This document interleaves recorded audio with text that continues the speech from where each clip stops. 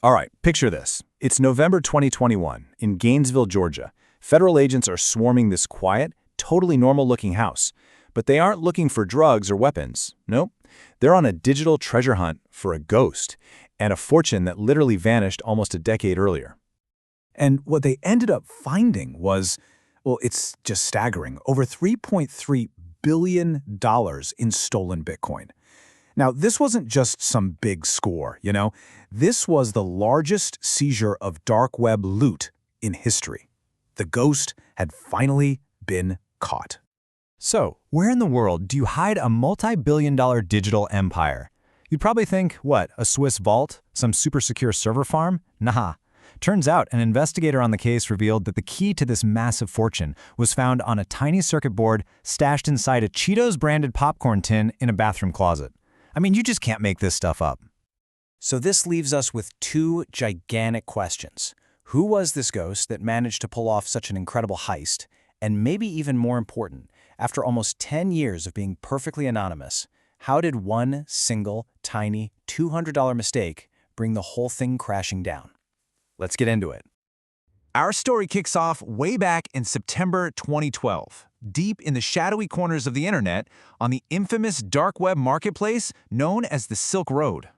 So for anyone who doesn't know, Silk Road was basically the Amazon of the criminal underworld. It was this anonymous site on the dark web where you could buy pretty much anything. We're talking hacking services, all kinds of illegal drugs, and it was all paid for with this new, supposedly untraceable currency called Bitcoin. It was a huge, thriving criminal enterprise. But lurking inside this digital empire, a 22-year-old, self-taught coder found something, a critical flaw. And it wasn't in the site's security, but in its payment system. A tiny crack that he was about to blow wide open. The exploit itself was actually, well, shockingly simple.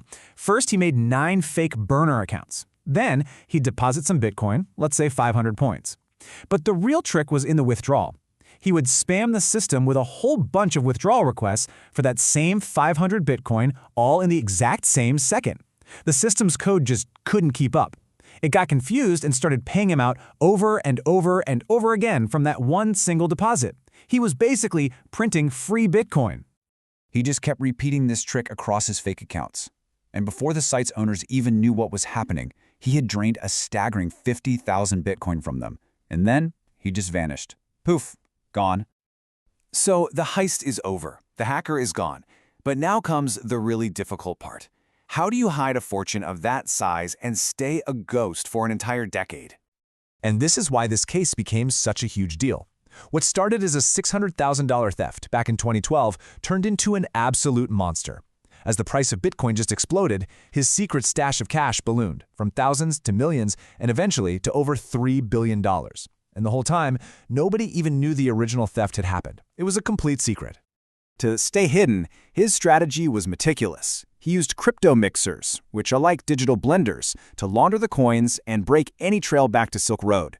He moved the money slowly, really patiently, over years. He even diversified into physical stuff like gold bars, straight-up cash, and real estate. He was building this impenetrable fortress around his digital wealth. And that ghost, well, he finally has a name, James Jimmy Zhong. And in the real world, he was just some quiet tech guy from Georgia. He wasn't living like a billionaire. There were no flashy cars, no crazy parties. He was living a totally normal life, all while sitting on one of the largest private fortunes on the entire planet. For 9 years and 11 months, his discipline was absolutely perfect. He was a ghost. But, you know, confidence can make you careless, and one small, totally insignificant move was about to bring his entire world crashing down around him. I mean, the contrast here is just incredible.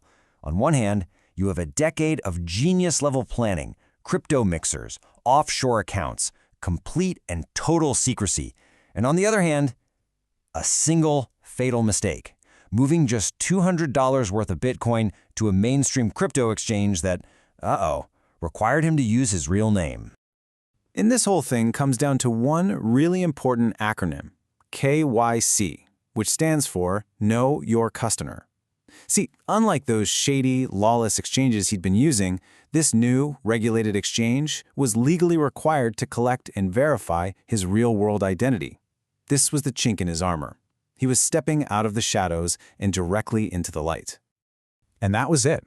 That was all the investigators needed. The blockchain never forgets. Analysts were able to trace that tiny $200 transaction, and they saw it. It came from a wallet that was directly connected to the original Silk Road heist. After a decade of hitting dead ends, they finally had a name and an address: James Zhong. That one single thread was all it took to unravel everything. With a name and an IP address in Gainesville, Georgia, federal agents were on the move. The ghost hunt was finally about to come to an end. The raid itself sounds like something straight out of a movie. Agents were tearing the house apart, looking for hard drives, any kind of digital device, and boy did they find them. In a hidden floor safe, they found cash and hard drives. And then, of course, in that popcorn tin, they found the grand prize, a tiny computer holding the keys to over 50,000 Bitcoin. Jackpot. Faced with a mountain of blockchain evidence that was impossible to deny, Zhong really had no choice. He pleaded guilty to wire fraud and he cooperated completely, even handing over another stash of Bitcoin that the agents hadn't even found. He just gave it all back. The sentencing really paints a fascinating picture of justice here. Just think about this for a second. Ross Ulbricht, the guy who founded Silk Road, is serving a life sentence in prison. James Zhong, the man who stole billions of dollars from him, he was sentenced to just 1 year and 1 day, mainly because he cooperated so fully.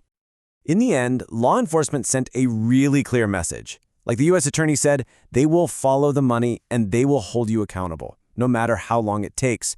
And for Jamie Zhong, that time was almost a full 10 years. And this whole saga leaves us with one final fascinating question to chew on. He almost pulled off one of the biggest heists in modern history. But in the end, he traded a $3.3 billion fortune for a single year in prison.